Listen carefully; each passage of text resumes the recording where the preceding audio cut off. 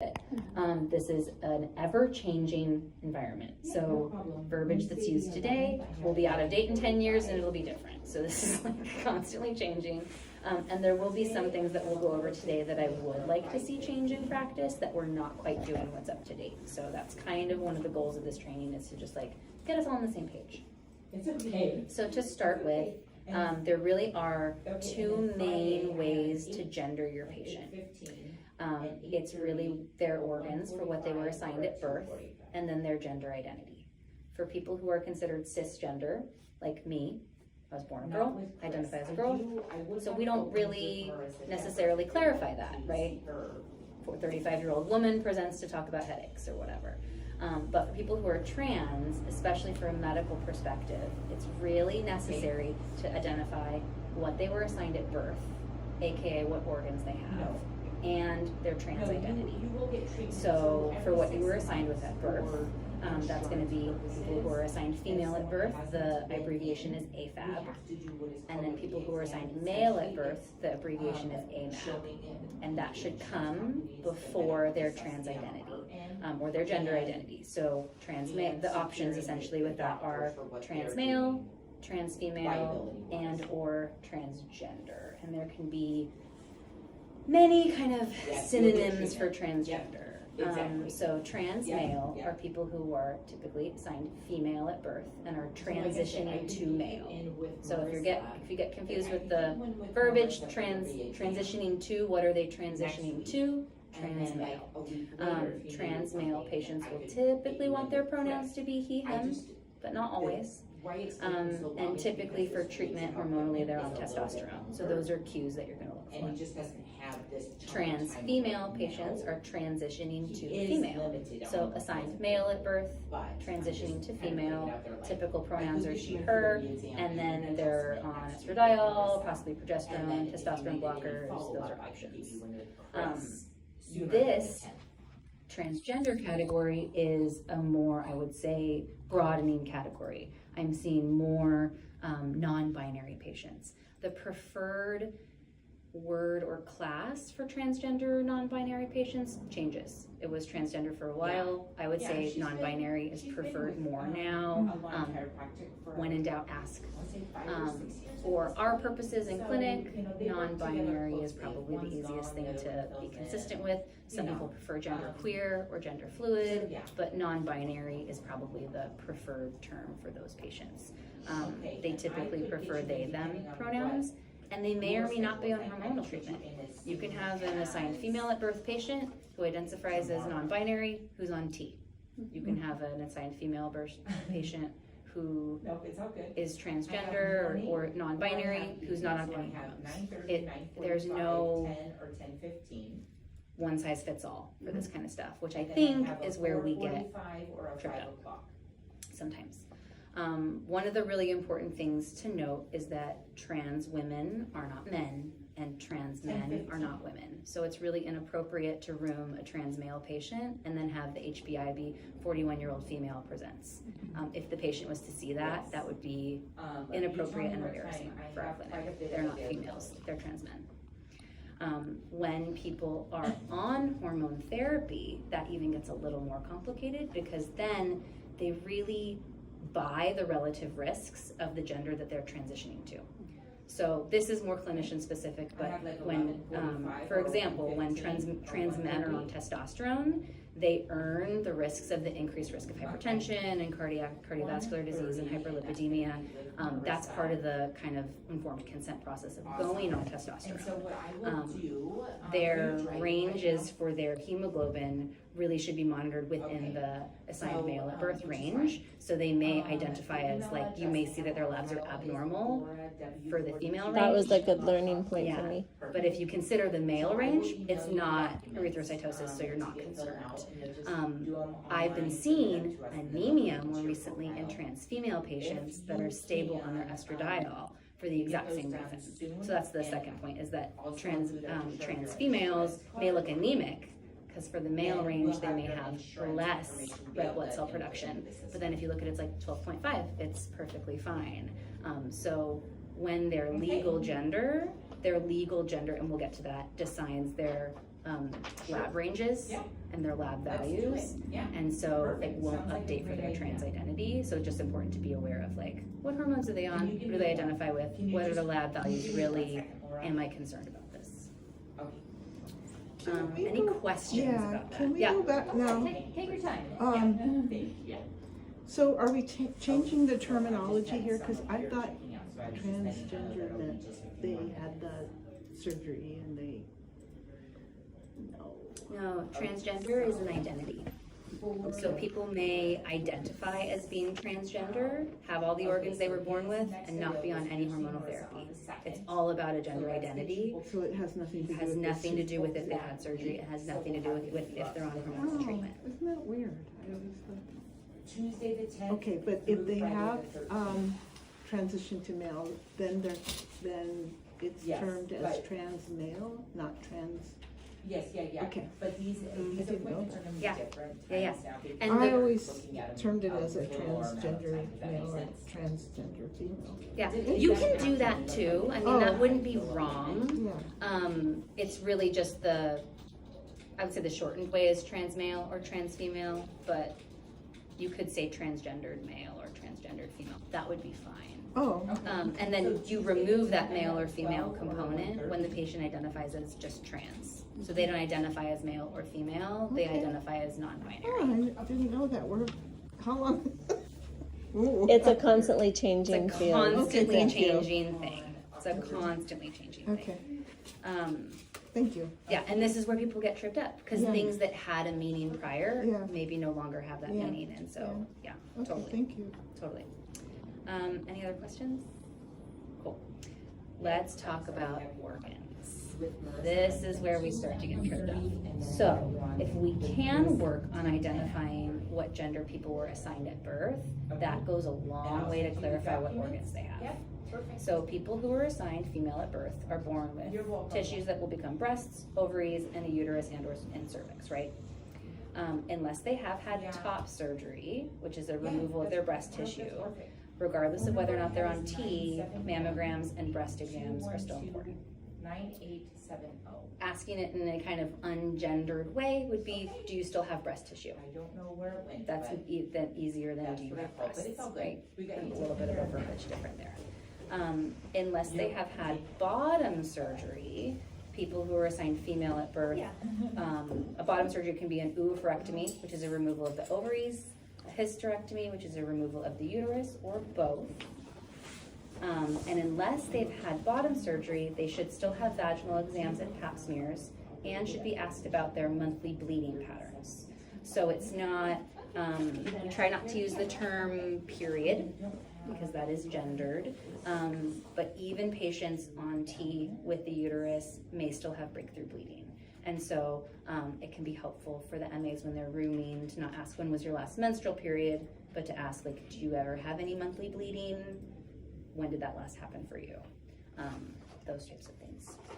It is important to consider for trans male patients that they may or may not be due for a pap smear or cervical cancer screening. I probably wouldn't default to assuming that that's going to happen at the wellness visit. Those are usually very triggering events and kind of in discussion with the provider, and often done like separately on its own as like its only thing that has to be done that day. But it's important to be aware of if the patient has a cervix, pap smears are still important. And then this is important, even on gender affirming hormone therapy, people with the uterus should still consider contraception if they have sex with penises. And it's not reliable contraception to be on testosterone and not be menstruating. So a common way to ask that is, do you need to prevent pregnancy? Because if you have a uterus and you're having sex with vaginas, you don't need to prevent pregnancy. Do you prefer female or male partners or both? Do you have sex with penises or vaginas or both? I think the preference on being more biological or anatomical with the language is generally preferred with the trans community, which can feel uncomfortable. It can be weird to be like, do you have penetrative sex with penises? But once you get used to saying it, it actually becomes less awkward, and I do find that patients prefer it. So trying to ungender some of that language that we ask when we room for wellnesses can be helpful. We already talked about period. Try to not use the term period, and monthly bleed is preferred. And that's people assigned female at birth. Any questions? Okay. People assigned male at birth were born with tissue that becomes penis, testicles, and prostate. So unless patients assigned male at birth have had bottom surgery, which is an orchiectomy, which is a removal of the testicles, testicular exams are still important. So you just ask, do you still have testicles?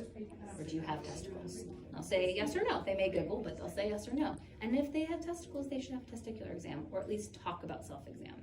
This can be uncomfortable with someone in a dress presenting female, but it's really important that we remember that this is our job, right? Healthcare risks really matter, and cancer screening should be done in wellness.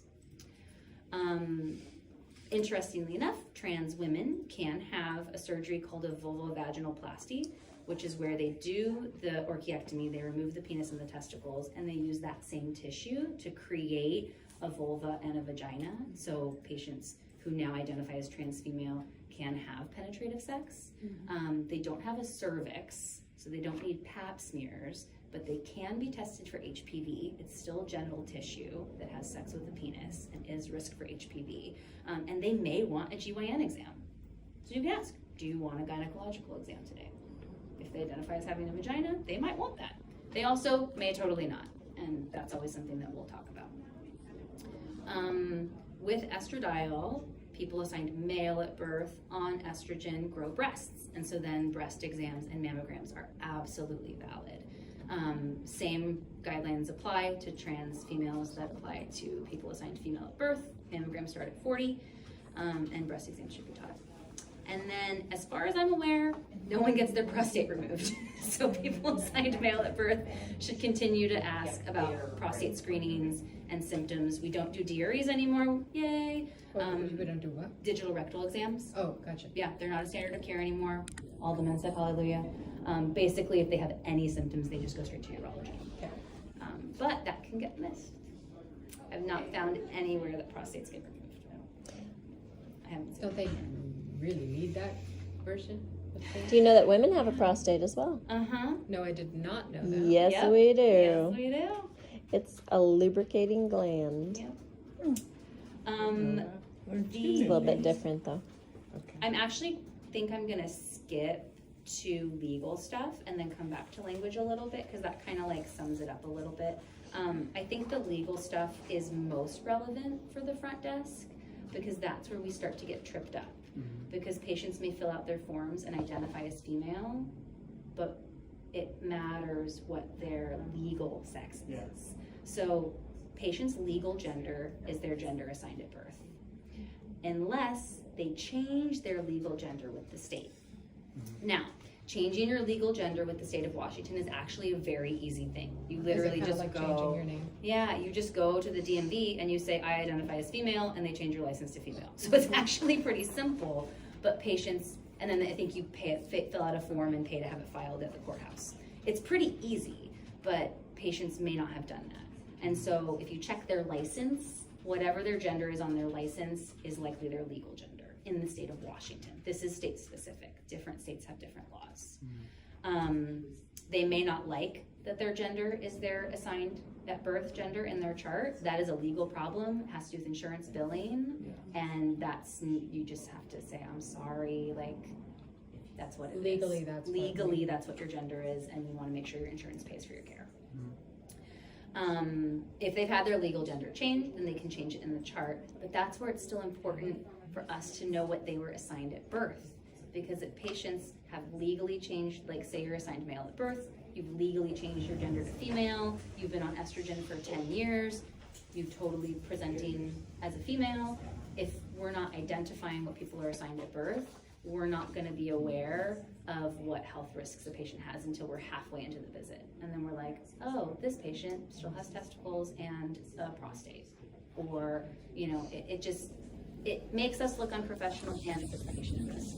So whenever we're dealing with trans patients, really anyone who kind of has preferred pronouns that maybe don't align with their kind of expressed gender preference, just ask what gender were you assigned at birth, and that should be in the chart as well, because that really matters.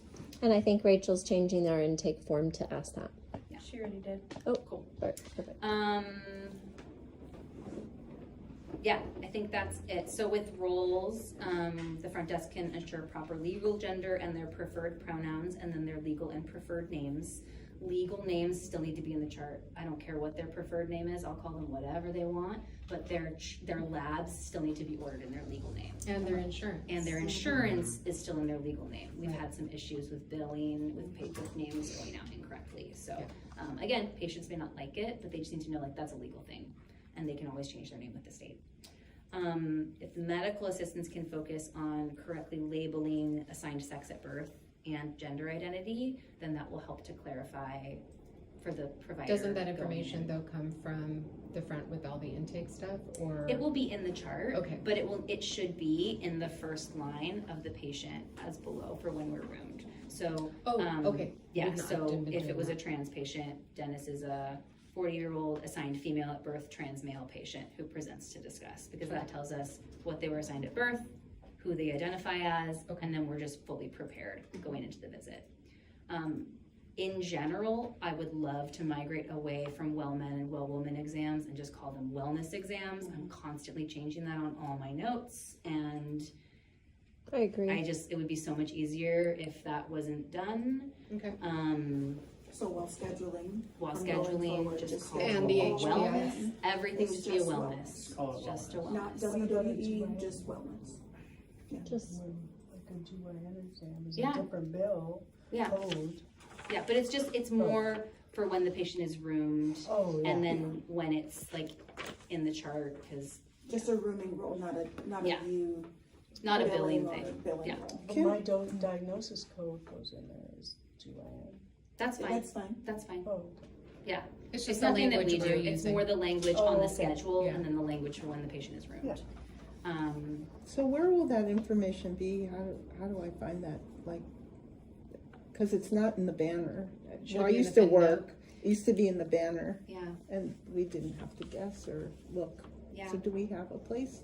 We one don't place? at this point. There Okay, isn't a place nice. in Practice Fusion to have that. It can absolutely be some, I mean, this is kind of I part of think the there conversation. is a spot, but it's far down, and I Yeah.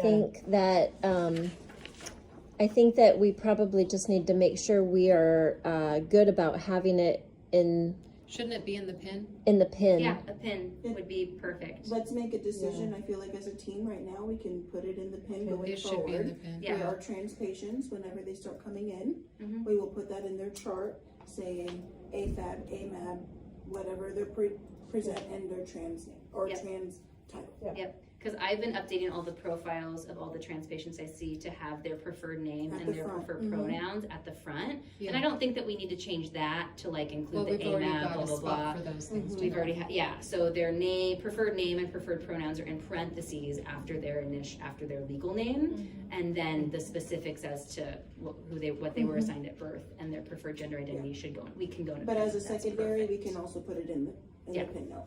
So, Just as a second. wait a minute, so it can't, why can't it be in the banner? There's no place to put it. We haven't. We can't Like put the all of program that that we in have There's has information. no- preferred it'll be in a name. pin. It has previous name. It's Yeah. got those slots to fill those in, but it doesn't You have. can't change it, because I Practice don't Fusion's look pretty in the, limiting. it's hard, the pin is a pain.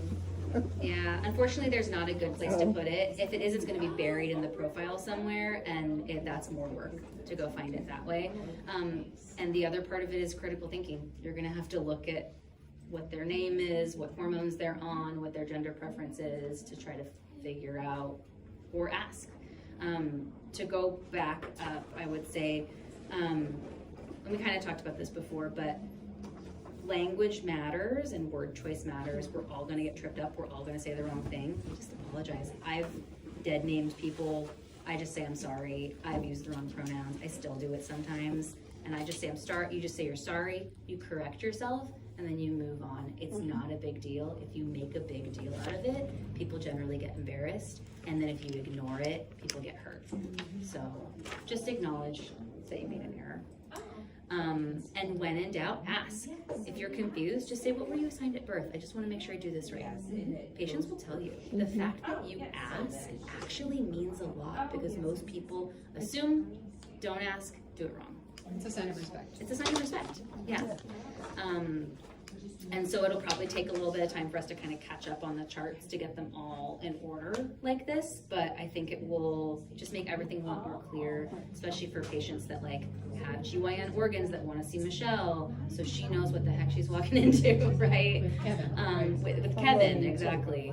And so, I saw somebody who had bottom surgery, yeah, yeah, a trans male. yeah, totally. But this really helps because it's straightforward. There's two parts. Yep, exactly. And that way you know what My organs you got, question, what if we identity can you get got. clarification, Yeah. you don't see trans patients, correct? Not But very if often. you see But a if I trans do, I patient, try to be it well would be informed. trans female who's had reconstruction surgery, or Well, would this that, person needed something done for her surgery, Yeah. okay. right? Is that what I would say? I mean, I think it's up to you and your comfort level. There wasn't anybody else here, and Yeah. I would say, I would think patients that I would probably have see Michelle would be trans male patients. So people with GYN organs who are assigned female at birth So it'll be a male. that would be a male. Got it. Male name, maybe a male gender, but have female parts that are looking to female control contraception, want to put in an IUD, Yeah. want to Like, whatever with usually their they're- periods, They have come to cysts, see me have after they see issues. me for something, but Yeah. I don't see very many, so I'm learning. And I would say generally Michelle hasn't gained that expertise or Expertise either, knowledge, so- so generally I say I'm not so sorry much. sometimes, yeah. Oh, it's yeah, not totally. a So, usual yeah. thing. But this helps, Yeah, because I didn't know what to do. totally. Because I Totally. have only taken care of women in my career, GYN and OB, and men for infertility, but I went in and the person was born male at birth, but identified with female, Yeah, and totally. I just had to Yeah. figure all that out in the room, and I did, Yeah. but Which was hard and embarrassing. Yeah, it was Yeah, hard for me. totally. Yeah. Totally. Because I was like, you know, and I had to ask questions, and I did, and I apologized, and I said, you know, I'm just learning. Totally. Anyway, it was fine, we did fine, but it was really hard because that person had changed legally, right? And I'm like, Yeah. I need help, Mark. That's where this came from. Yeah, yeah. One of the many, great examples. It was legally half, and then it was, Yeah. it was just really hard for me to know what I was doing, so I had to ask the patient what body parts they had. Right. Yeah. Yeah. Right. That's Yeah, what I did. Totally. Totally. Yeah. Yep. We needed that indicator. But I should have been able to know before, but it was confusing. Yeah. Because it wasn't written out or something. Yeah. And the patient changed it on their driver's license. Yeah. So key phrases are going to be I like this. This is easy. major surgeries, top or bottom surgery, cues you in that there's some sort of trans process going on and people are probably missing organs. Which ones do they have left is a great question. Being biological is preferred. Do you have a uterus? Do you have a penis? Do you have testicles? Do you bleed regularly? Always asking about preferred pronouns, preferred name. Do you need to prevent pregnancy is important. But I think the gender assigned at birth is going to be the big transition that will really help us moving forward. Does anybody have any other questions? No, I don't think so. I think for our trans patients, definitely having that in the PIN, the assigned sex would be great. Assigned sex at birth. AMAB, AFAB. Yeah. Lauren used to have us send some documents to new patients for trans patients. I don't know if that would help you. I don't think so. Okay. She is phenomenal and wants to know like every gender queer thought they've had in their entire life, and like I just don't have time for that. Okay. So I just want to know what organs they have and then what they prefer to kind of be treated as or identified as. Yeah. Yeah. Yeah. It is really important to think about too for a trans male. They sometimes have never, for clinicians, had any type of activity vaginally, and so even a pap smear, you have to use the pediatric speculum because the hymen is intact and everything. So from that that exam also has to be very careful and Yeah. yeah. Yeah. And the clinician reality also, right, is that if you're not having penetrative sex with penises, then your risk of HPV is very low. There are many clinicians that think if you don't have HPV, you really won't get cervical cancer. So then risk versus benefits of doing a pap smear, right? Mm-hmm. Mm-hmm. I've delayed them. Mm-hmm. Sure. I'll usually delay them till 30. And then at 30, be like, hey, cells change with time and age. So now it's probably a little bit more relevant that we do that. Yeah. But it kind of gets you past the early 20s when all of that just sounds so horrific that you're having to give them vaginal Valium and Xanax and all of that. Yeah. For what end, right? So, yeah. Cool. Any other questions? Thank you. Yeah. Oh my God.